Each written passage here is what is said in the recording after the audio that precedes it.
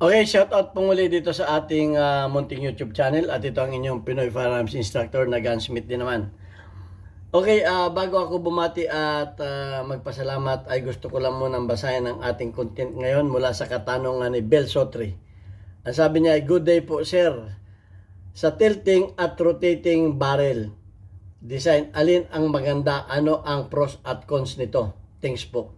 Okay, so actually, meron pang mga fixed barrel. Hindi nakasali sa tanong yun. May yung tilting barrel at saka yung rotating barrel. So, alamin natin kung ano ang mga pagkakaiba ng mga yan at ang mga pros and cons. Okay, maraming salamat sa iyo, Belsotre. At bago yan ay gusto ko lang muna kayong pasalamatan dahil sa inyong pagla-like at pag-share ng ating mga videos dahil nakatulong naman kayo para dumami ang ating mga subscribers. At lalo tigit, maraming salamat doon sa mga hindi nag-skip ng ads dahil nakatulong naman kayo para madagdagan yung ating revenues dahil ang ating YouTube channel ay pang charity. Ito ay tinutulong natin sa 6 na estudyante na ating mga beneficiary na anak ng mga single parent para yung aking sweldo ay hindi na mabawasan pa o magdadagdag na lang ako ng kaunti dahil kulang pa at konti pa lang ang kinikita ng ating YouTube channel. Hindi pa sapat doon sa 6. Kaya't maraming salamat doon sa mga hindi nag-skip ng ads. At lalo tigit, maraming salamat doon sa mga nagpadala o tumulong dito sa ating GCash number. Huwag po ninyong tawagan yung number na yan para bumili ng baril. Wala po kami pinagbibiling baril. Mag-message po kayo dyan kung kayo ay may ipaabot na tulong sa ating mga beneficiary para kayo ay ma-recognize at mapasalamatan ng ating YouTube channel. Kagaya ni Sir Noli Peace America na walang sawang tumutulong sa ating mga bata na mga less fortunate na gusto ring makapagtapos ng pag-aaral. Okay, so ano ba yung tilting at rotating barrel? Okay, at ano ang pagkakaiba nito? Ano ang mga pros and cons? Okay, meron tayo ditong Glock. Tingnan muna natin kung may bala. Okay, walang bala. So, ang tilting barrel, ang barrel kasi hindi yan naatras dahil ang slide kasi hindi atras yan. Dahil itong barrel ay kung makikita ninyo nakalak yan sa barrel. Yung sa mga 1911 hindi ninyo makikita dahil nasa loob. Nandito sa tapat na to yung lock niya kaya makikita ninyo yung kanyang ibabaw ng barrel ay may mga groove. May mga groove yun. Okay, so ito namang Glock ay dito nakapantay naman yung kanyang barrel dito sa ibabaw. So kung titingnan niyo paano atras yan ay nakaharang yung kanyang slide. Ay nakaharang yung barrel sa kanyang slide. Tingnan niyo, hindi man dapat kasi ito bababa ito. Itong kanya pag umatras ito, once na magkamero niya ng blue back, magkakamero ng blue back yan paglabas ng bala, bababa ito dahil sa design ng kanyang barrel. So parang ganito, ayan o, bumababa, tinan niyo, yung bumababa, yun ang tilting. So yung kanyang barrel ay tumitingala, nagtitilt, yan o, yan. Pagkano dahil do sa design ng kanyang barrel sa ilalim. Okay, yun namang mga 1911 dahil dun sa kanyang barrel link. Yun ang nagpapababa naman. So ito naman, ito ay bababa ito. Ayan o, yan bumaba. So kaya pag ito ay nag-open slide, yan, mapapansin niyo na ang barrel niyan ay nakatilt. At maraming nagtatanong sa akin, bakit normal ba na may kalug yung kanyang barrel pag nakaganyan? May kalug yan. Kasi nga hindi nakalak dito. Ganon din ang mga 1911 at yung mga iba pang mga barrel na tilting. Ibig sabihin yan, yung barrel niya ay nakatingala, nakababa. At yan ay hindi nakalak. Kaya yan ay may kalug. Okay. Mawawala lang yung kalug niyan pag yan ay nakalak na dito. Nakalak kasi yan dito. O nakaipit na dun sa kanyang slide yung barrel niya. Wala nang yan. Mawawala lang yan pag pumutok, nagkamero ng blue back. Kasi yung basyo niya itutulak ng blue back dito. At plus yung pwersa niya dito ay pagtulak ng basyo niya, itutulak ng basyo kasi itong ano itong slide. Kasi paglabas ng bala dito, may sipa din yan patras. So yan, bababa ng ganyan. So yan ang ang tilting barrels. Ano naman yung rotating barrels? Yung rotating barrels, nakalock din dito. Wala tayo ditong rotating barrels, pero i-explain ko lang. Yung rotating barrel, nakalock din ito, nakalock. Pero para maalis yung pagkakalak nitong kanyang slide, itong barrel mismo ang umiikot na ganun. Hindi naman yung talagang ikot na malaki. Iikot ng konti yan para mawala yung kanyang lock. So, yung ibig sabihin, yung kanyang barrel ay hindi nakatilt. Kumbaga, iikot lang ng konti na ganun. Okay? So, hindi nawala sa align yung kanyang barrel. Meron din naman na mga fixed barrel, yung mga barrel na pag tinanggal mo yung kanyang slide, nakakapit na itong kanyang barrel sa kanyang receiver. Ang kalimitan niyan ay yung mga mabababang caliber, yung mga 25 ka caliber, yung mga meron din mga 380, meron 22, basta yung mga mababa na caliber, may nakapix diyan. Yun naman ay dahil mahina naman ang nun. Mahina ang blue back nun. So, malakas ang spring nun. Kasi ito, kaya yan ay nakalak na ganyan, yan ang pinakang locking block niya, nakalocking block yan. Kasi kung hindi ganyan, na hindi nakalak itong kanyang slide, ay ang lakas ng niyan. Mapapansin ninyo malakas ang kanyang sipa. Malakas ang kanyang sipa niyan pag hindi yan nakalak. So, dapat yan ay nakalak na ganyan ang kanyang slide diyan sa barrel. So yan ang pinakang lock kung baga ito ang locking block niya ito. So yung rotating naman nakalak yung kanyang slide. Kinakailangan para pag pumutok siya ay iikot ng konti yung barrel, gaganon ng konti yung barrel at mawawala yung kanyang pagkalak nito. So para ito makaatras. So pagka ito hinihila ninyong ganyan, yung barrel niya gumaganon. Sa nagro-rotate. So yun ang niyan. So ang tanong, ano ang kagandahan ng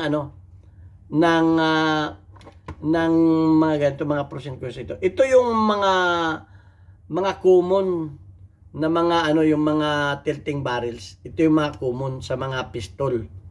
Okay, so kung tatanungin niyo ang mga shooter, ang mga may experience na, mas maganda yung tilting sa mga precision. Mas maganda kasi nga yung barrel hindi na gumaganon yun Kumbaga naka-permis na siyang ganun Naka-permis na siya. Iikot lang siya. Iikot lang. Ang mga cons lang ng mga ganun ay sa mga suppressor. Mga suppressor at sa mga compensator. Kasi nga yung barrel sasama yung ikot. Yun ang niyan. Yun ang mga cons niyan. Pero pagdating sa precision at pagdating sa accuracy ay maganda yan. Kasi nga yung barrel niya hindi nagaganon ito. May paggalaw pa Okay, yun ang mga niyan at saka maganda ang kanyang recoil. Maganda recoil. Hindi masyadong malakas ang flip. Kasi nga, yung kanyang barrel ay naka-steady na nakaganon. So, tingnan na natin, basahin na natin ang sinasabi ng mga expert pagdating dyan. So, ang sabi dito, sa aking research ay, ang tilting barrels, kagaya ng Browning, at saka ng mga 1911, yan yung mga ay cheaper, simpler and very common. Yan na yung excuse me. Yan na yung mga common na mga barrel. Okay, yan yung, kumbaga yan yung mga, yan na yung kinagisnan ko eh. Okay, nung panahon ako nag-gunsmith pa, umpisa, hindi ko pa alam yung mga tilting barrel na yan eh. Ngayon na lang bandang huli, mga modern na eh. Okay, so, kasi yan yung mga common talaga. Pero yung mga rotating barrels ay superior pagdating sa superior pagdating sa accuracy. Ibig sabihin, talo niya yung tatalunin niya pagdating sa accuracy ang mga ang ang ang mga tilting barrels. Kaya mapapansin niyo sa mga rifle, nakapix ang barrel niyan, ang nagtitilt diyan ay yung bolt, yung mga bolt. Kaya mapapansin niyo yung bolt ng mga AR, mga M16, yung dulo niya nagtitilt na ganon kasi nakalak yung dulo niya. Okay, so tingnan ko lang dito saglit lang.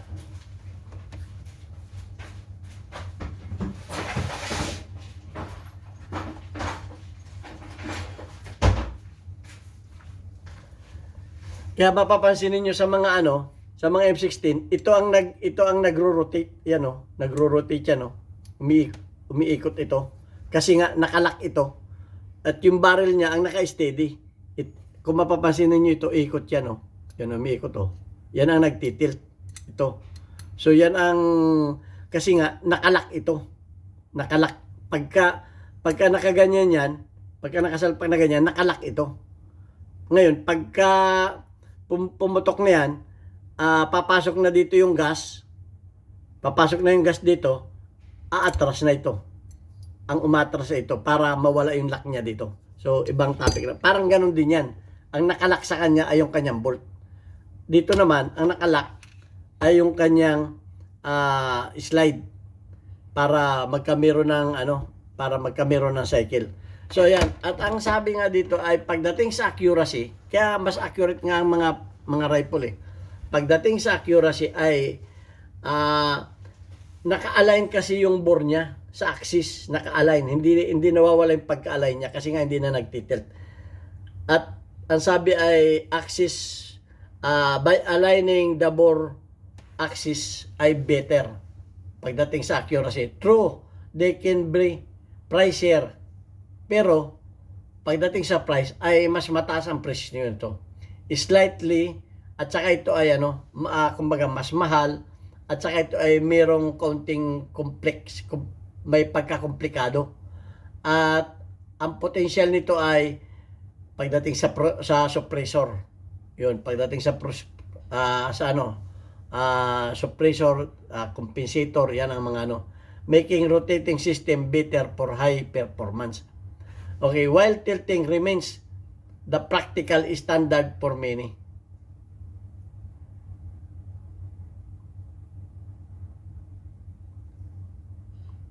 Okay, pagdating asa is slightly more complex and have potential issue with the suppressor. Ayan, may potential issue sa suppressor. Ang sabi ay making rotating system better for high performance. Okay, pagdating sa performance ay much better. Much better pa rin ang tilting. While tilting remains while tilting remains the practical standard for many. Pagdating pa rin sa practicality ay nananatili pa rin yung tilting kasi nga yan ang standard, very common yan. Tingnan na natin ang mga pros and cons. Ito ang mga pros.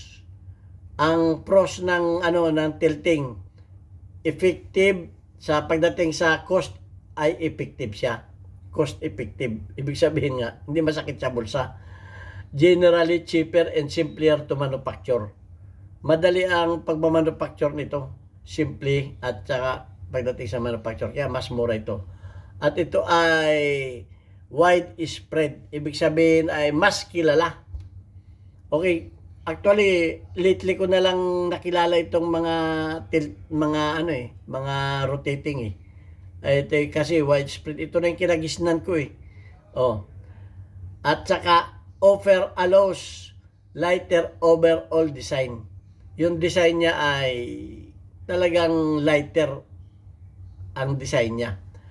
Ang cons ito. Pagdating sa accuracy, theoretically, pagdating less accurate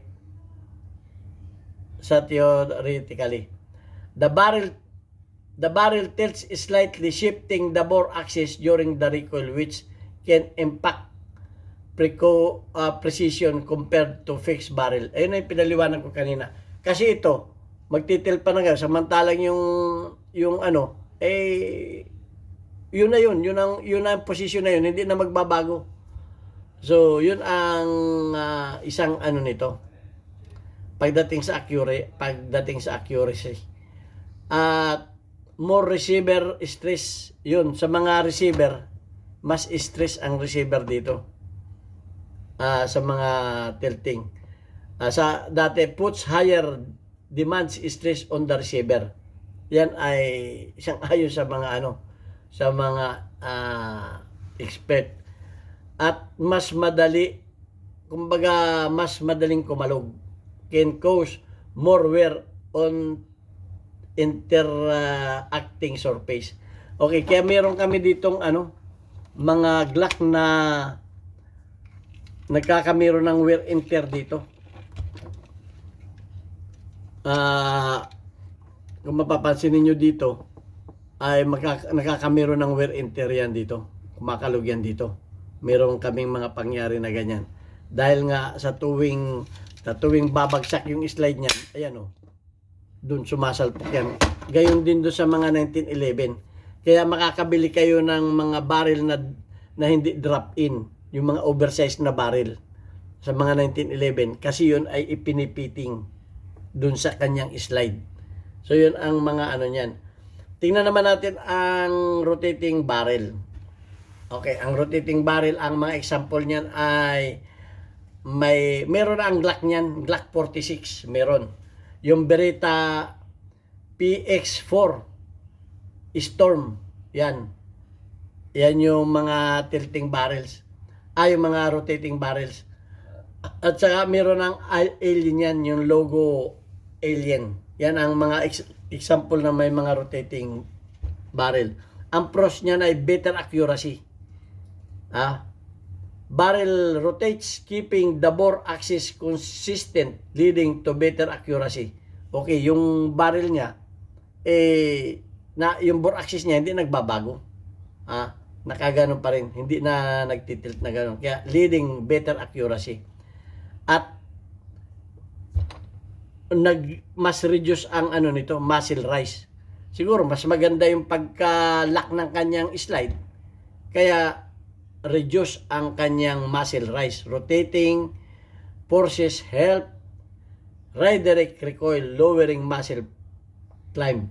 Yung muzzle climb niya ay hindi mas malakas. Okay, yun nga yung sinasabi ko, stronger lock up. Stronger ang pagka-lock up niya. Kaya maganda yung kanyang muzzle flip. Hindi masyadong mataas, ang sabi niya. Kasi nga, stronger lock up can handle high power loads well. Mas maganda ito sa mga P+, plus P na mga bala. Can handle high power loads well. Okay, at saka ang isa pang pros nito ay slimmer profile. Okay, slimmer profile, ibig sabihin hindi bulky. Can allow for slimmer frame as spring aren't always below the barrel. Okay, so yan ang kagandahan ng nito. Mas slim ang kanyang profile. Ang mga cons lang nito ay yung cost and complexity. Dahil more complex and expensive to product. Yun nga lang, may kamahalan ito kumpara sa mga tilting. Ayun nga, pagdating sa mga suppressor issue, may issue ito sa suppressor. True rotating action can make it less ideal for threaded barrels and suppressor. Yun, less ideal ito sa mga threaded barrel at mga compressor, compensator kasi nga nagtitilt yung kanyang barrel. At ang isa pa ay potential malfunction. Ito, sensitive ito. Dahil pag hindi kayo masipag maglinis dito, sabi, more sensitive to dirt, debris, potentially leading to malfunction if not keep clean. Dapat ito do sa mga malilinis ang baril lagi. Ano sa maintenance. Pag ito pinabayaan niyo, putok lang kayo ng putok, baka hindi na mag-tilt yung barrel niya. Pag napuno na ng powder, siyempre magkakameron niya ng carbon dahil sa kapuputok. So, kailangan laging malinis ang barrel ninyo. Okay, ang bottom line nito, tilting barrels are workhorse. Pag sinabing workhorse ay pambarugan. Yun. Kung sa salitang kanto sa amin, pambarugan ang mga workhorse nga eh. Ang mga tilting barrels for general use. Ito nga, for general use due to cost and simplicity. Dahil sa kanyang presyo at kanyang simpleng design, ito ay pambarugan nga. Ang rotating barrels are for shooters demanding top. Yan, top ito, demand ito sa mga shooters. Okay.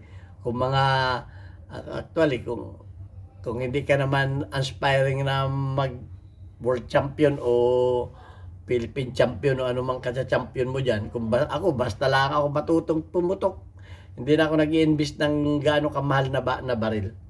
Okay, pero ito ay shooters demanding top their accuracy and reduce recoil. Kaya ito na maganda sa mga shooter. O kung mabala kayong maging gumaling talagang shooter, ay dito ang bagay sa inyo. Dahil pagdating sa accuracy at reduce ng recoil, ito na ang pinakang pros nito. Though at a higher price and with minor system trade of like suppressor compatibility. Yun lang ang ano nito. Presyo at compressor compatibility. Okay, so yun ang pinakang cons nito. So ayan, bahala na kayong mamili kung kaya ng bulsa ninyo at talagang gusto ninyo ng better accuracy at hindi gaanong malakas ang recoil, ayan, tilting barrel. Pero kung pang mga budget lang naman ang kailangan niyo kagaya ko, sa tilting barrels pa rin ako. So ayan, maraming salamat sa inyong panunod, lalo na sa ating masugid na taga-subaybay at magagandang tanong ni Belsotri palagi. Kapupulutan din natin ang mga panibagong kaalaman. Okay, maraming salamat sa inyo at ito babanggitin ko lang yung ating mga community spotlight. Shout out kay Gimboy, meron kang 75 engagement. Shout out kay Kuya Alex, meron kang 17 engagement. Shout out kay Chocolate _boy, meron kang 39 engagement. Shout out kay Nigas, meron kang 16 engagement. Shout out kay NDC Noy Peace America, meron kang 80 engagement. Okay, maraming salamat sa inyong lahat. At shout out kay Bon Salido, yung nakilala ko dito sa Kuwait na aking subscribers, na bigla akong binati niya at ako'y natuwa naman kay Bon Salido. Okay, so